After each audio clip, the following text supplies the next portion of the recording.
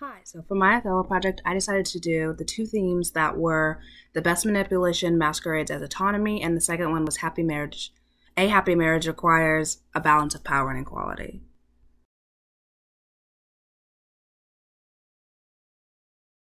For the first theme, happy marriage requires a balance of power and equality, I chose the passage in Act 4, Scene 3, and I'm going to go ahead and read it. Desdemona says, "I do not think there is any such woman." Emilia says, "Yes, a dozen, and as many to the advantage as would store the world that played for. But I do not think it is their husbands' faults. If wives do fall, they say they slack their duties and pour our treasures into foreign laps, or else break out into peevish jealousies, throw out restraint upon us, or say they strike us, or scant our former having in despite. Why we have galls, and though we have some grace, yet have we some revenge. Let husbands know their wives have sense like them.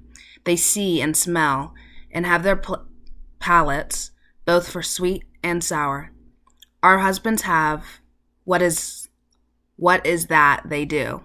What it is that they do.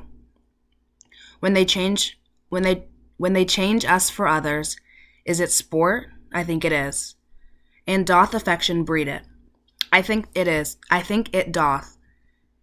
It's the I struggle with this word, sorry. It's the frivolity that thus errs. It is so too, and have not we affections, desires for sport and frivolity as men have, and let them use us well, else let them know the ills we do, their ills instruct us to do.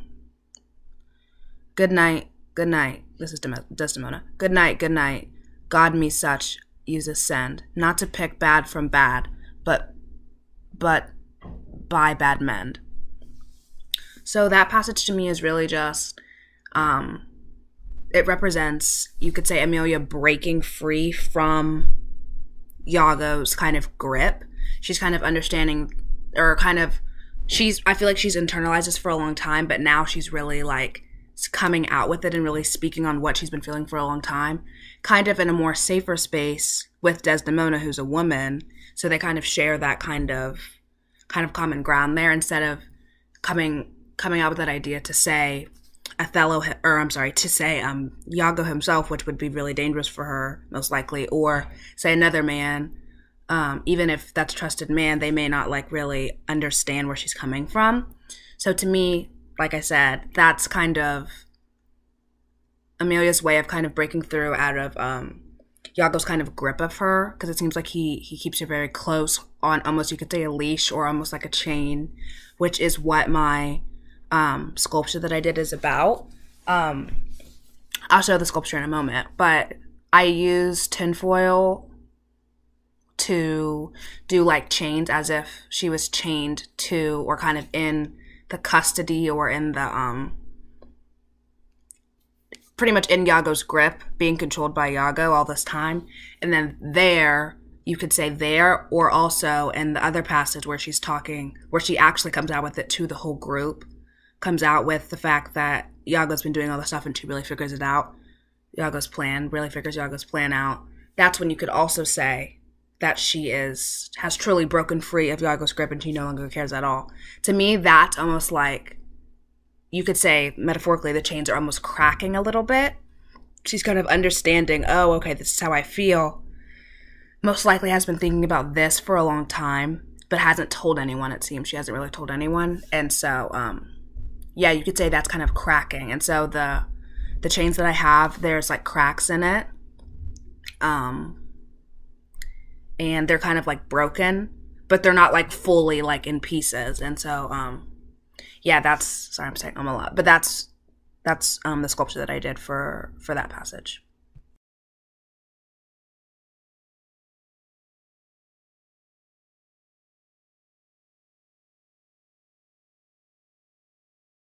And for the next passage I did, it was with the theme, the best manipulation masquerades as autonomy.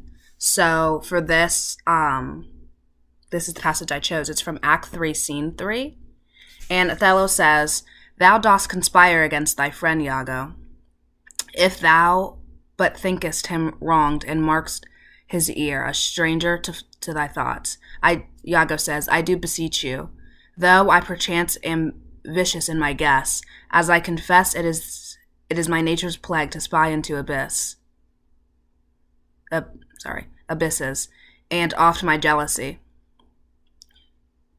shapes faults that are not, that your wisdom, for one that so imperfectly conceits, would take no notice, nor build yourself a trouble, out of his scattering and unsure observance.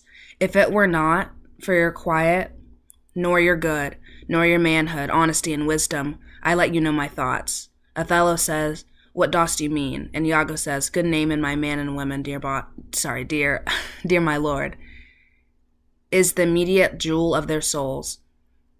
Who steals my purse steals trash. 'Tis something, nothing. 'Twas mine, 'tis his, and has been a slave to thousands. But he that flinches from me my good name, robs of me that which not encircles him, and makes me poor indeed." So in that, to me, that passage, Iago is really talking about how, like I said, the theme is the best manipulation masquerades as autonomy. Iago's convincing Othello that the thoughts that he's thinking are okay, that the thoughts that he's thinking, these thoughts of like, oh, I should go kill my wife, oh, I should, kind of these intrusive thoughts that Othello's having, these aren't really to Othello's character, as in Othello's usually a very honest, very nice, very admirable guy, and this is kind of the first time that we see Othello truly be like ready to do a really bad thing that he cannot come back from. You know what I'm talking about? Jealousy is like obviously out of character for him as well, but murder, something like this, especially to the woman who he claims to love so much, is really out of character, and Iago really plays into that and just kind of manipulates him and acts like this is okay, like, oh, I've had these feelings too, and I kind of feel like when he's saying, Iago says the word like to spy into abysses, like that it's my nature to spy into abysses, so he's kind of saying like, oh, like this is what I do, and he's saying, but it's interesting that Othello's doing it when he's saying, if it wasn't for your manhood, your honesty, your wisdom, which he's just like explaining all of Othello's usual traits, not the ones that he's kind of doing right now. For this passage, I did the sculpture of like a hand puppeteering something or someone, and I didn't want to put I did the hand, and the hand is supposed to be Iago's hand, obviously, because Iago seems to really just puppeteer everyone.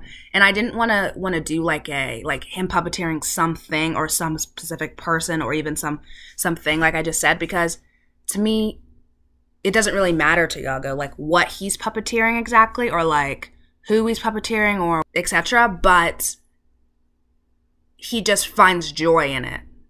You know what I'm talking about? And that's kind of those tendencies that we talk about a lot in class with the characterization of Iago, is that he enjoys this like game almost to him. So I didn't want to put, at first I was thinking I could do him puppeteering someone's mind, because to me that's, oh, he's really like getting into the mind psychologically. But I thought it was almost better to not do a person, because obviously the classic is like marionetting someone, and I thought that wouldn't really be very creative of me to just kind of go off that. But so yes, the hand is like puppeteering and there's strings going down, but it's just kind of into like your own interpretation of what that could be. It could be someone's mind, it could be someone's actual physical body, almost as if Iago's truly puppeteering them. I feel like he's puppeteering them from the inside out, sneaking into their mind, almost feeding them these lies, and then they internalize that, and like in this passage that I just read, they feel that that's okay, that those thoughts are okay. Or in the case of Cassio, Iago kind of tells them what to do, and because they're in such a altered state, because they're in such shock of something just happened, then they do those things that Iago has said. So I didn't really want to put a subject matter to what he was puppeteering, but I think that the point gets across. So